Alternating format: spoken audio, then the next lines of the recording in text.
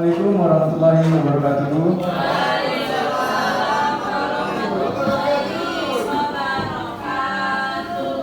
Selamat siang teman-teman semuanya. Terima kasih untuk teman-teman yang sudah hadir pada siang hari ini. Indonesia masih menjadi salah satu negara darurat stunting.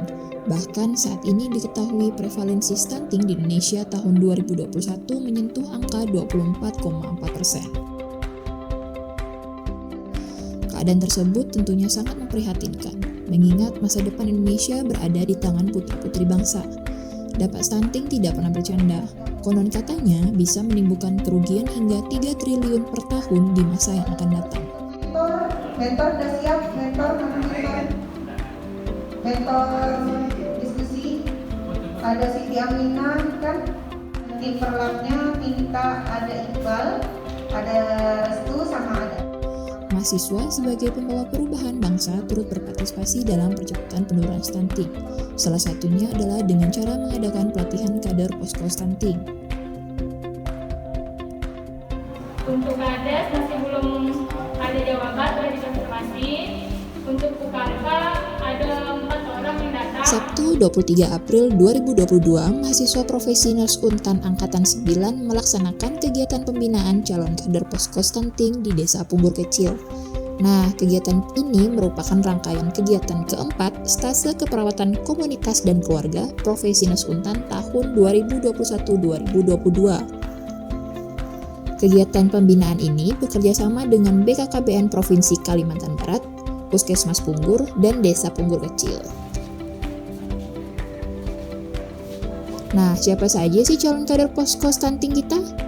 Calon kader kita adalah kader Posyandu Mekar 4 dan Posyandu Mekar 5 Dusun Nusa Indah, siswa SMA SMK sederajat di Desa Punggur, dan anggota Unit Keselamatan Kerja atau UKK Desa Punggur.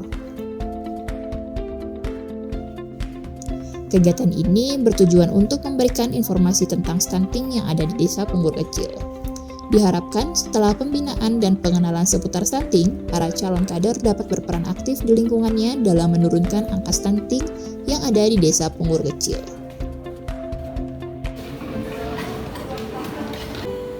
Yang terhormat ahli gizi Puskesmas Punggur, Bapak F.M. Bestaman Rusdi AMDZ.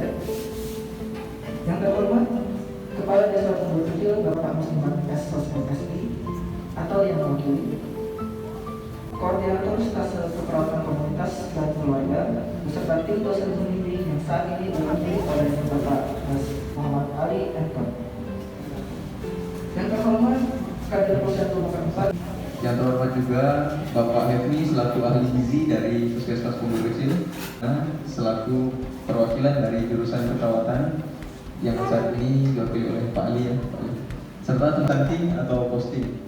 Nah, adapun kegiatan pada hari ini, Sambutan Koordinator Stase Keperawatan Komunitas dan Keluarga yang saat ini diwakili oleh Bapak Muhammad Ali M.Tom.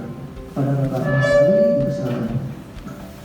Assalamualaikum warahmatullahi wabarakatuh. Waalaikumsalam warahmatullahi wabarakatuh. Selamat sore, selamat sejahtera kita semua. Yang terhormat Bapak Kepala Desa, Bapak Adi. Yang terhormat Bapak Sumediono selaku Bapak Gubernur. Yang terhormat Bapak Kevni selaku ahli gizi. Yang terhormat Ibu BKKBN sebagai Pak Faisal Al-Fatih selaku koordinator belum bisa hadir pada saat kegiatan hari ini karena kegiatan di sini.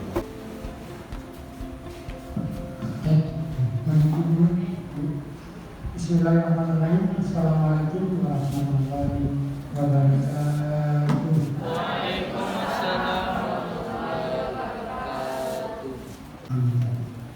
Yang saya hormati Bapak Kepala Desa, sahabat saya juga, sahabat saya kasih di sini atau kita lebih Keluarga balita, gitu ya. Jadi kelompok inilah nanti mudah-mudahan bisa nanti mendongkrak supaya pencegahan stunting tadi.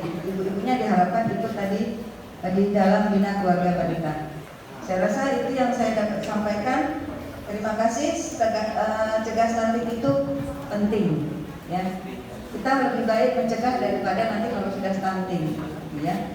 Itu yang dapat saya sampaikan. Lebih dan kurangnya mohon dimaafkan. Wabillahi taufiq wal hidayah. Wassalamualaikum warahmatullahi wabarakatuh.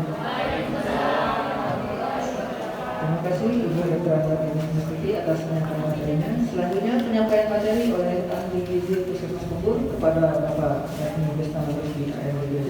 Silakan. Sedikit saja, kebetulan Ibu dari dokter juga dari BPKBN yang menyampaikan berlebihnya Ibu ya. Nah, jadi kita ketahui bahwa stunting itu adalah masalah prioritas nasional ya.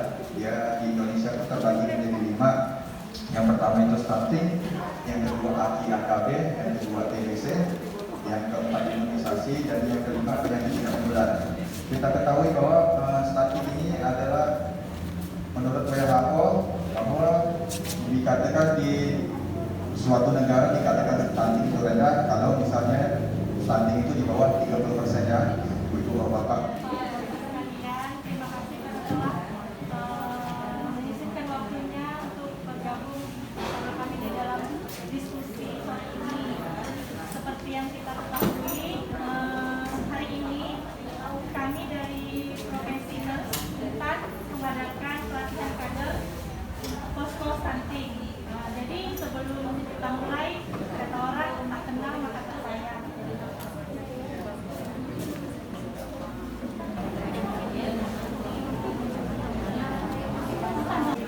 Ibu, silakan. Saya itu 8 tahun B. Nah, dia itu kurang ke-9, dia itu kurang makan. Tapi badannya sehat, aktif sih. Jadi itu mau cari macam mana biar bisa makan. Kalau vitamin itu boleh kan, kalau luar kita kasih makan. Cuma badannya gitu terus 15 kilo kan. Nah, umurnya 8 tahun B. Itulah saya minta solusinya supaya itu gimana. Dia itu aktif, sehat, jangan sakit. Badannya itu kecil. Tak makan, susah dikasih makan. Kurang pasti SD ya. Ada kasih vitamin X. Kasih vitamin bulan kan kasih. Apa solusinya? Jadi pertanyaannya itu gimana caranya biar anaknya mau makan gitu ya?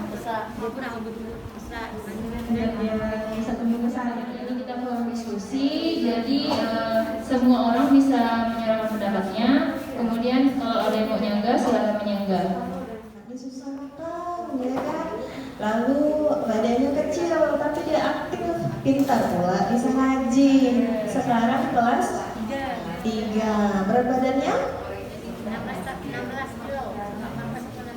Oh, tinggi badannya? Nah, iya. Jadi tadi kan yang namanya apakah ini anak termasuk yang stunting atau bukan? Kayak gitu kan. Terkait dengan tidak mau makannya anak, kadang kembali lagi ke pola makan, ya. Kita sebagai orang tua kadang ini saya pelajari ketika saya punya ketiga, variasi terhadap masakan, kemudian dia lebih cenderung sukanya yang kemana. Anak itu kan beda ya, beda-beda. Ada yang butuh makannya sedikit tapi sering. Ada yang sekali makan banyak kayak gitu kan. Kemudian jarang makannya seperti itu. Tahu gitu bakal makan dia terus makan. Kalau nggak makan nasi harus makan sayur. Jadi kalau misalnya anak ini makannya sedikit gitu kan, jadi pertumbuhannya memang lebih lambat seperti itu. Jadi kandungan makanannya itu boleh ditambah proteinnya lebih banyak, Bu. Proteinnya itu lebih tinggi. Boleh telur, boleh tempe, boleh tahu, dan variasi makanannya mungkin boleh diubah jadi lebih menarik untuk anaknya makan. Boleh hari ini boleh tahunya dijadikan sop misalnya. Besok tempenya boleh digoreng atau ikannya besok boleh dijadikan seperti bola-bola seperti itu, Bu. Nah, yang ada campuran apa? Iya, kayak bakso. Nah, seperti itu. Tidur siang mau, tidur kalau malam? 11 sampai jam. Tapi sebenarnya anaknya memang nggak mau makan aja gitu ya Bu ya, tidurnya mau kan, karena salah satu penyebab metabolisme anak terganggu nggak mau makan itu salah satunya ada karena tidurnya kurang. Tambahkan ya, di sini juga ada bapak-bapak dan ada adik-adik juga. Jadi mungkin pertanyaan ibu ini karena khawatir anaknya apakah stunting ya. Nah, pertama Bu, kalau stunting itu bukan cuma berdasarkan perawakan tinggi badan ya. Stunting ini tadi mungkin sudah disampaikan juga berdasarkan kecerdasan ya, kemampuan kognitifnya. Pak Habibie itu tidak tinggi, Pak Habibie termasuk pendek, tapi cerdas bukan? Ya, sehingga tidak bisa sama stunting sama perawakan pendek. Nah, pertama kita harus lihat dulu potensi anaknya tinggi badannya kalau ibu khawatir. Ada teorinya Bu, tinggi badan ayah sama tinggi badan ibu ditambahkan. Kalau anak laki, ibu anaknya laki-laki perempuan? Laki-laki. Ini tinggi badan bapak, suami ibu, sama tinggi badan ibu ditambahkan, lalu ditambah 13, lalu dibagi 2. Itu tinggi badan optimal bagi anak ibu di usia dewasa. Bisa lebih kurang 5 cm atau lebih tinggi 5 cm. Teorinya seperti itu. Tapi kalau ternyata di usia 2 tahun, di usia 2 tahun itu minimal seorang anak itu punya tinggi badan setengah dari potensi tinggi badannya. Misalnya potensi setelah dihitung anak ibu punya potensi tinggi badannya 180 cm. Ibu lihat nih, kalau di sini ada anak punya anak usia 2 tahun anak ya, dicek. Kalau tinggi badan anaknya kurang dari setengahnya, kejar dari sekarang. Jadi kalau misalnya sekarang kita terlambat dari awal, itu dia. Kemudian kalau bisa tidurnya lampunya mati apa terang Bu? Mati. Nah itu sudah bagus ya, sudah mendukung karena bertumbuh itu sudah dipengaruhi juga kalau kondisinya gelap karena tubuh akan merespon kalau di waktu istirahat dia akan memunculkan lebih banyak hormon lagi. Kemudian ibu harus perhatikan ya anaknya waktu masa invasi apakah anak sudah punya kebiasaan makan sedikit atau dulunya makannya lahap. Di sarapan. Nah, gimana dengan kandungannya? Apakah ibu tetap berikan ada protein hewani di situ, ada lemak juga, atau ibu takut-takut? Karena sebagian orang tua tuh ada yang takut dikasih. Enggak. Saya contoh, kita minum air putih, dikasih selasi, terasa bedanya enggak? Enggak terlalu terasa kan? Padahal selasi itu atau chia seed itu punya kandungan protein juga Bu, dan kandungan serat yang banyak sebenarnya vitaminnya. Jadi boleh diselipin. Pada saat saya membuat empasi juga kalau anaknya sedang DTM ini misalnya masa empasi ya, kita tambahkan sedikit chia seed atau selasi supaya tapi termasuk tapi makanannya seolah-olah sedikit tapi kandungannya banyak. Jadi kalau ibu misalnya nanti mau tambah boleh nih di sini misalnya banyak ikan Bu ya, 5 tahun atau 5 tahun 6 tahun gitu ya. Oh di bawah 5 tahun udah bisa bisa, cuman tekan aja saya susah gitu ya. Di rumah sering diajak ngobrol nggak Bu? Diajak ngobrol mama kita sering biasa kok bikin aja ngobrol. Soalnya kita nggak ini kalau dia ngomong kita kayaknya oh kata-katanya itu kita nggak paham gitu ya. Untuk anak yang susah berbicara memberikan pelajaran, tapi juga saat kita berbicara dengan anak-anak sebaiknya tidak dilakukan dengan menggunakan kata-kata yang tidak sesuai dengan katanya. Seperti biasa kita kan bilang sayang, tapi kita bilangnya sayang. Seharusnya tidak boleh seperti itu Ibu, karena itu malah menimbulkan dia itu menjadi bahasa kita itu pelet gitu, malah dia tidak mengerti gitu. Itu apa artinya sih kok sayang? Padahal kan kata-kata seharusnya itu sayang gitu. Terus bisa juga dengan mengajak dia sering-sering ngobrol. Jauh berbeda atau cukup dekat? Cukup dekat. Karena kalau misalnya masalahnya ada gangguan yang tidak bisa dipahami bahasanya, pertama kita lihat dulu ada tongtai nggak? Tongtai itu artinya bahasanya seperti lidah terikat. Jadi di belahan di tengah-tengah jaraknya harus setengah lidah. Jadi kalau agak terlalu depan dia akan mengganggu bicara. Ada sebagian anak yang tongtainya cukup ringan, maka bahasanya encadel. R nggak bisa, D nggak bisa, ngomongnya kurang fasih. Tapi kalau misalnya terlalu ke depan, mungkin tadi gangguan bicara kan lebih banyak yang terganggu. Kemudian selanjutnya apakah penanganan ibu ini pada saat diajak bicara matanya bisa nggak natap kita? Bisa natap kita. Nah, jadi kalau ini Bu, ada beberapa masalah gangguan bicara di usia lebih dewasa ya, di usia lebih dari 2 tahun. Itu masalah pertama tongkai yang saya bilang dulu tadi. Yang kedua ada speech delay. Kemudian ada satu juga masalahnya di rahang. Pada saat dia makan dulu, pada saat invasi dia bisa nyedot nggak pakai sedotan? Bisa nyedot pakai sedotan? Bisa nyuk nggak? Nyuk balon gitu? Atau nyuk kayak mainan pakai bisa? Berarti kemungkinan itu hanya bicaranya, tapi pandangannya bisa fokus sama kita. Kalau kita panjang tangannya dia melek, misalnya saya, nah itu bisa. Oh berarti bisa. Jadi kalau berarti harapannya agak lebih tinggi Bu ya, kemungkinan speech delay. Jadi harus diterapi. Terapinya salah satunya di Pak Dekceng. Nanti mungkin kontaknya saya bisa sampaikan ke salah satu mahasiswa supaya bisa nanti mahasiswa mungkin ada yang bisa kunjungan ke tempat ibu di daerah sini juga Bu ya. Ya supaya dilihat Bu ya nanti ya. Karena kalau misalnya pandangannya tidak fokus pada saat bicara, itu resikonya kemungkinan autisme kalau bahasa kita. Tapi karena ibu bilang tadi matanya masih molek ke kita, masih bisa fokus, nah berarti kemungkinan resiko itu lebih kecil gitu ya. Kemudian tadi belum diperiksa ya lidahnya apakah komplai apa enggak, nanti mahasiswa bisa lihat dulu ya apakah masih komplai apa tidak.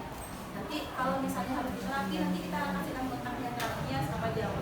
Ada juga terapi yang pakai isi subsidi di rumah autis Pontianak. Rumah autis Pontianak walaupun namanya rumah autis, di situ ada Down syndrome, ada speech delay juga di situ. Ya Bu ya, nanti kita bisa informasikan ke mahasiswa nih ya. Nah, ada di buku. Yang ingin menjawab boleh silahkan angkat tangannya langsung berbicara. Yaitu stunting adalah kondisi gagal tumbuh pada tubuh dan otak akibat kekurangan gizi dalam waktu yang lama, sehingga anak lebih pendek dari anak normal seusianya dan memiliki keterlambatan dalam berpikir. Stunting adalah masalah gizi kronis yang disebabkan oleh asupan gizi yang kurang dalam waktu lama. Umumnya karena asupan makan yang tidak sesuai kebutuhan gizi. Ada satu lagi nih Bu yang bisa jawab. Kira-kira nih tanda dan kriteria dari stunting sendiri itu apa sih gitu? Mungkin Ibu mau jawab, jadi silakan. Assalamualaikum warahmatullahi wabarakatuh. 10 hari kehidupan pertama dari hamil pertama sampai 2 tahun, yaitu anak itu kurang gizi, jadi pendek bukan berarti kerdil kan. Nah, dengan tadi juga dibahas sebelumnya dengan kriteria kecerdasan dan juga infeksi berulang yang terus terjadi. Dan untuk menentukan diagnosa stunting atau anak diklaim stunting itu menggunakan ada di bukunya dan dilakukan pengukuran sesuai dengan tinggi badan, umur dan berat badannya gimana. Menyebarkan mengenai stunting itu apa, serta penyebab stunting, faktor-faktor pencetus serta pencegahan mengenai stunting kepada orang terdekat seperti teman-teman, keluarga maupun tetangga-tetangga, dan minta tolong lagi kepada orang yang kita sebarkan untuk menyebarkan lagi kepada orang lain agar semua orang tahu mengenai stunting itu apa serta lebih cepat untuk pencegahannya. Gitu Ibu-ibu. Maaf saya masuk sebentar, sedikit saja Ibu ya. Mungkin dari teman-teman, adik-adik, bapak, ibu, barangkali ada beberapa pertanyaan yang masih ingin disampaikan. Nanti boleh menghubungi panitia di belakang kontaknya jika memang ibu-ibu atau bapak-bapak ingin berdiskusi terkait dengan stunting bersama.